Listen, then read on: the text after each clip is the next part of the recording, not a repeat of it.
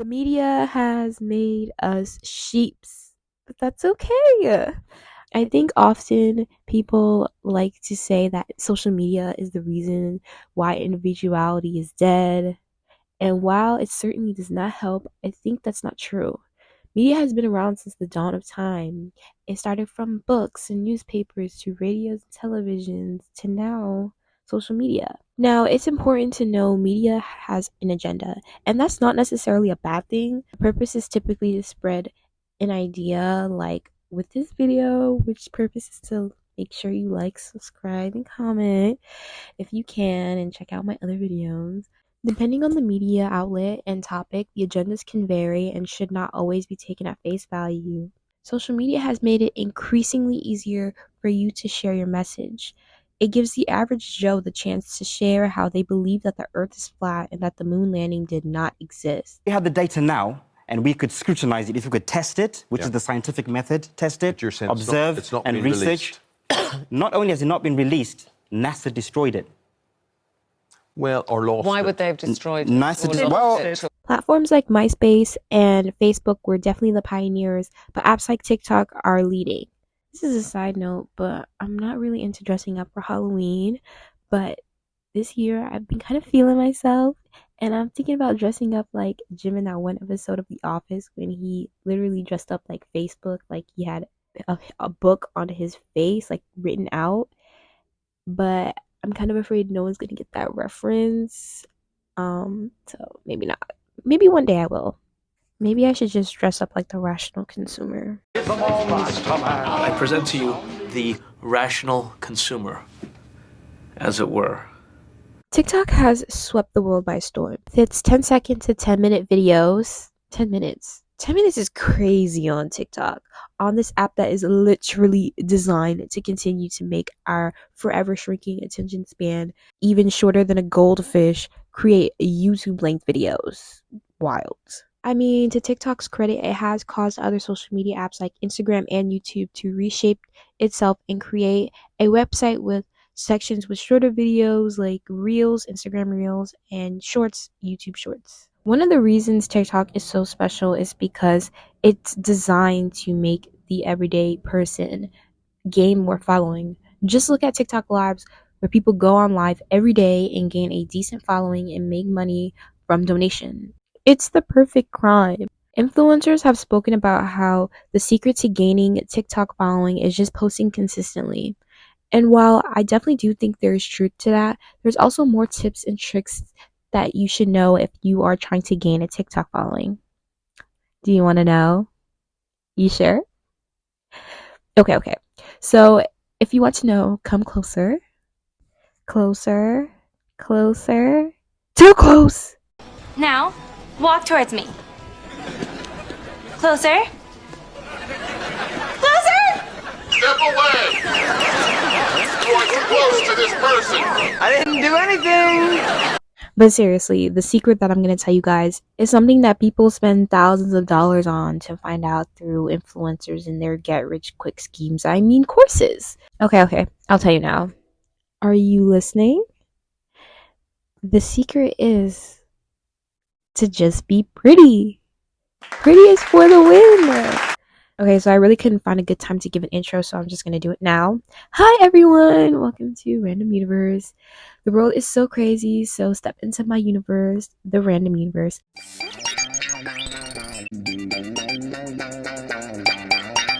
And come along on a journey today where we talk about how all white influencers look the same. I don't really believe that 100%, more like 99%.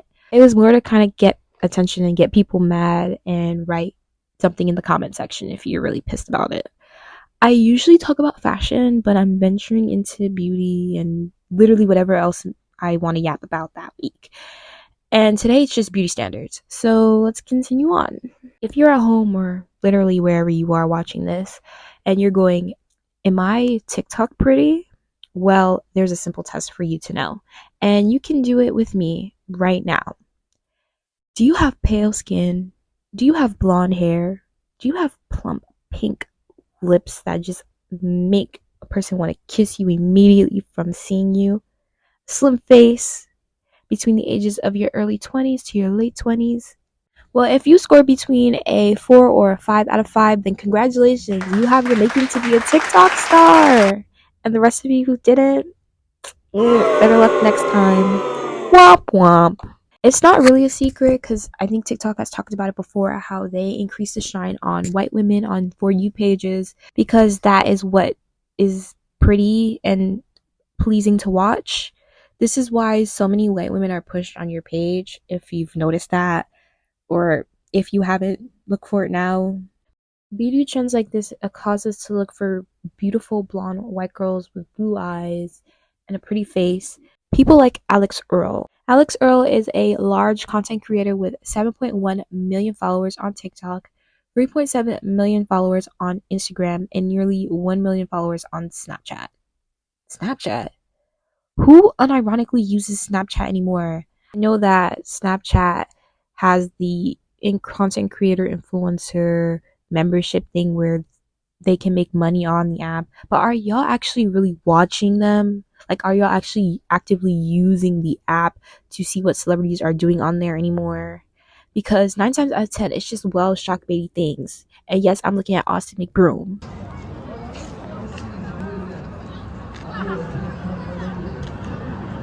Don't lift the shirt. Don't do that. That's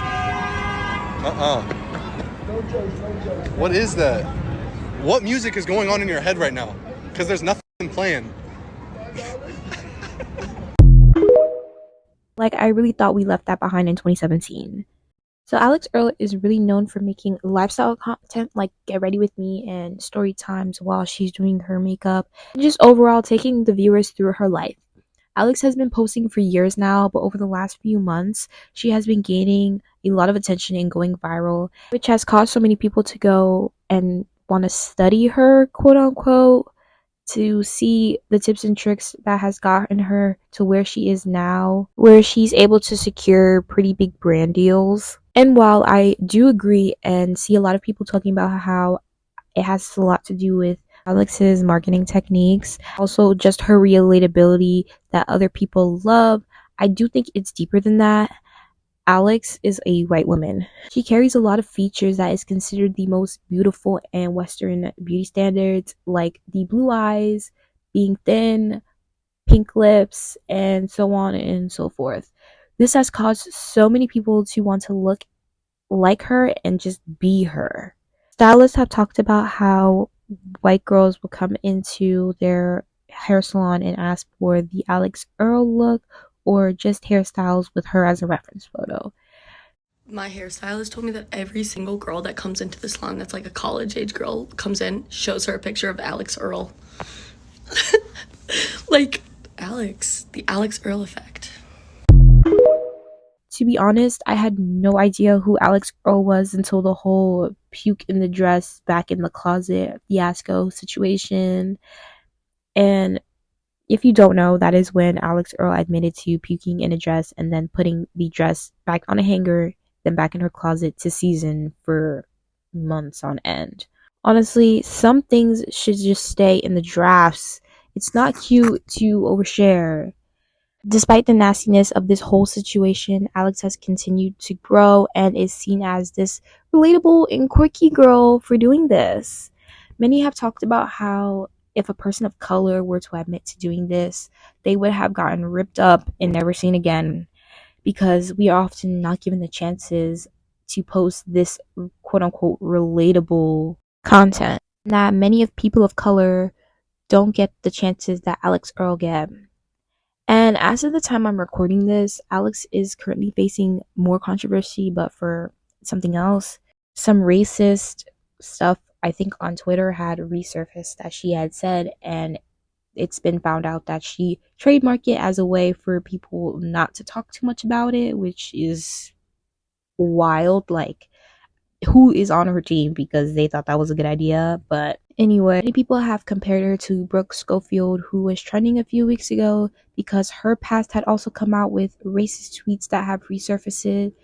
How many times do we have to go through the whole cyclical cycle of white women having a large platform, then her racist tweets coming out, and then her quickly coming out with the quickest apology ever, and then moving on. Like, it happens every single week now. When it first happened, I found out on Twitter, and I saw her trending, and a tweet or X tweet or whatever you want to call it on that damn app now, I saw someone say something along the lines of, at this point, we're just making up white women because who is this? And this really made me laugh. I'll try to put it in now, but this really made me laugh because, to be honest, I had no idea who she was either. Like, somebody had posted a photo of her, and I was like, who is this? Like, who is she? I don't know her. And after like going on TikTok and seeing where people talk about it, I later found out she also did the Cancel podcast with Tana, and I knew of the Cancel podcast before. I never really watched an episode, but what I know from it is that they like to call other people out, and it's her, Brooke Schofield, and Tana that are the host of it. Now, I'm not saying that Brooke Schofield and Alex Earl look the same, but like they share a lot of similarities in appearance. Like, I've never done a side by side of them before, but I think I'll try to do it now because I'm very interested to see how it come out, to see a side by side. But you can't tell me they don't look similar or carry similar features. Like, they both have a slim face, blue eyes, are thin, with a racist history. Like, I'm not saying that they're not beautiful, because yes, they are, but like, there are similarities. I just think that a lot of similarities that they hold have influenced many women, especially young girls, to try and look like them because they want to emulate what these white women look like, which is rich girl living her best life in her 20s, going on vacation and having a muscular, probably white boyfriend, and look like a copy paste of these girls because they know that they will get the internet fame and following that they want. Because the internet loves beautiful white women. And look, I'm not hating or being bitter or whatever people want to say. I'm just being honest. If I was a white woman too, I would go online and I would make millions off my beauty without having to do anything too crazy. Now, we can't talk about Alex Earl without really quickly bringing up Vanita. I know, I have to. I know that the topic of Vanita right now is really tired, but I just really want to quickly bring her up. So, if you don't know Vanita, she is an influencer that is known for making wild TikToks that talk about literally anything, just yapping about anything crazy. And that's pretty much how she gained a following. I don't really want to talk about her too much, but the reason why I'm bringing her up is because Vanita has vocalized how she thinks she deserves the brand deals and the sponsorship rates that Alex Earl has been getting because they have similar following. Now, setting aside the fact that Vanita and Alex do not have the same amount of following, nor do they make the same type of content that would attract similar or the same sponsors. The reason I'm talking about this is because Vanita is black and has said that it's not fair how she and large content creators are not getting the same opportunities as Alex. The reason this is important is because there is obviously pretty privilege at play here. Now, don't take this as me 100% agreeing with Vanita. I think she said some wild things when talking about this. I do think there's some merit when talking about other black content creators who make similar content as Alex and have a similar following, not necessarily Vanita herself. I think that's where pretty privilege plays a part. So, the basis of pretty privilege is that it's a bias that we as a society has put on a person that we deem to be more attractive, where they get more advantages due to their conventional attractiveness. I'm going to be honest, I don't really see a lot of black content creators that are talked about on the scale that Alex Earl is who make similar content to her. And what I mean by this is I mean the black girl that's making the relatable content that's completely blew up on this viral scale that everyone is talking about, even outside of like the whole TikTok space, and is getting these huge brand deals and being featured on Elle as well. I have not really seen it too much on that scale, especially for darker skinned women. That's because conventional beauty is white. And now I know you're gonna be thinking of some black creators, and please feel free to talk about it if you want, because I think it's absolutely important to shine light on these creators. I just think there is not enough. It just feels as though these creators are an anomaly. They're the exception, not the rule, because there's not that many of them. But there are a ton of white creators that do get these opportunities, and that's because conventional beauty is white. This is what the algorithm is pushing, and that's what people want to see, or at the very least, that's what people are okay with seeing because they're used to it by now. But even if that's true, that doesn't make it okay. A while ago, I went on TikTok and I saw a content creator that I enjoy from time to time talk about how unfair the algorithm is and how people who don't look aesthetically pleasing or have an aesthetically pleasing background are often shadow banned or not shown as much, which disproportionately impacts people of color who do not fit that conventional mold, and says how we should forget about aesthetics when consuming someone's content because you might miss out on a person who has a really great take or a really good person because they just don't have that aesthetic beauty that you tend to see often online. But anyway, that's all I really wanted to yap about. I feel kind of weird talking about this because I don't really present any like solution or anything, but I know I said I don't have a solution, but here are some black content creators and creators of color. That's my solution. That's not really what I do. I mean, if you have any content creators of color or black content creators that you want to uplift, welcome to let me know or comment under this video if you feel like it, or if you don't, that's also okay too. I just think this video is really important to me and holds a special place in my heart because lately, more than ever, I've been seeing a decreasing amount of people of color online as like influencers. And maybe they just aren't coming up as much on like my For You pages on TikTok, especially. And maybe I'll go back to seeing them in like a week or so. But it's just kind of frustrating because I'm not saying I don't want to see white women on my timeline. To be honest, I really just don't. I don't have a problem with a lot of them. I just want to see more people that look like me, people who are influencers of color. Okay, since I didn't talk about fashion, I feel weird, and I just want to mention a really quick fashion fact, which is the first high heel dates back to the Persian Empire in the 10th century and was worn by men first. I'm not gonna lie, these shoes are kind of cute. They're kind of camp.